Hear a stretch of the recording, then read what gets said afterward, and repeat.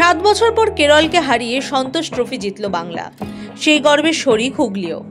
বাংলা দলের ফুটবলার হুগলির নালিকুলের বন্দিপুর গ্রামের বছর 28 সুপ্রিয় পণ্ডিত। গ্রামের সবাই তাকে বাবাই নামেই চেনে। সন্তোষ ট্রফি জিতে ঘরে ফিরতেই বাবা মায়ের চোখে জল। একসময় যে একটা বুটো কিনে দিতে পারেননি অভাবের তাড়নায়।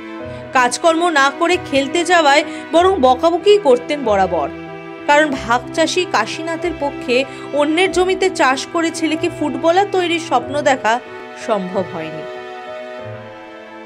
তখন আর্থিক অবস্থা খুব খারাপ ছিল, পেরে উঠতে পারত না।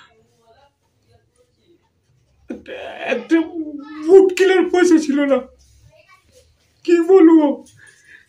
এইভাবে কোনো রকমের সংসারটা চালিয়ে ওকে করেছি, কষ্ট করে মানুষ করেছি।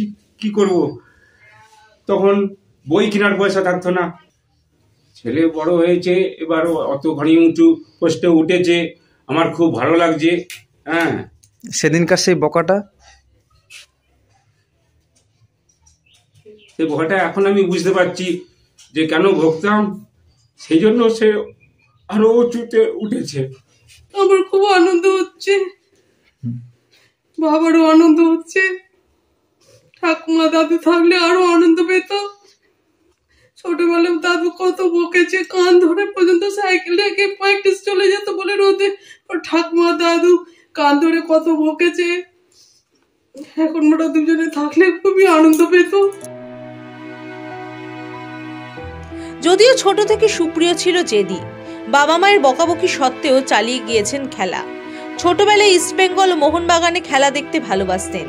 ক্লাস 6-এ পড়ার সময় থেকেই ফুটবলের সঙ্গে সখ্য। সময় পেলেই ফুটবল নিয়ে প্র্যাকটিস করতেন। পাড়ার মাঠ থেকে বৈদ্যবাটি কৃষ্টিচক্র হয়ে কলকাতার রেনবো ভবানীপুর পিয়ারলেস দলে খেলার সুযোগ পেয়েছেন। বর্তমানে ডায়মন্ড হারবার ফুটবল দলের ফুটবলার সুপ্রিয়।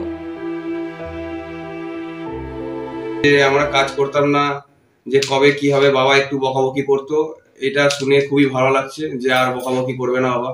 না, খেলার জন্য তো বাবা মা দুজনে বকাবকি করেছে নাকি? হ্যাঁ, আগে ওই মা একটু কান্নাকাটি করতো, চোট আঘাত লাগতো ওদের, যে খেলাধুলায় চোট আঘাত লাগবেই, কান্নাকাটি করো না। মা কাঁদতো, আমার একটু মন ভেঙে যেত, কি হবে না হবে। আমিও নিজে রাত্রিবেলা ভাবতাম। আর বাবাও তো মাকে বলতো, বাবার সাথে আমার সেরকম ভাবে কথাবার্তা হয় না, বাবাকে প্রচন্ড ভয় লাগে। প্রথম তার বাবা মা ছেলের খেলাধুলা মেনে নিতে না পারলেও এখন ছেলে খেলা দেখতে মিস করেন না। ছেলের খেলা আছে জানলেই কাজকর্ম সেরে বসে পড়েন টিভির সামনে। বাংলা দলের হয়ে সন্তোষ ট্রফি জেতার পর এখন শুধু সামনের দিকে তাকাতে চান সুপ্রিয়।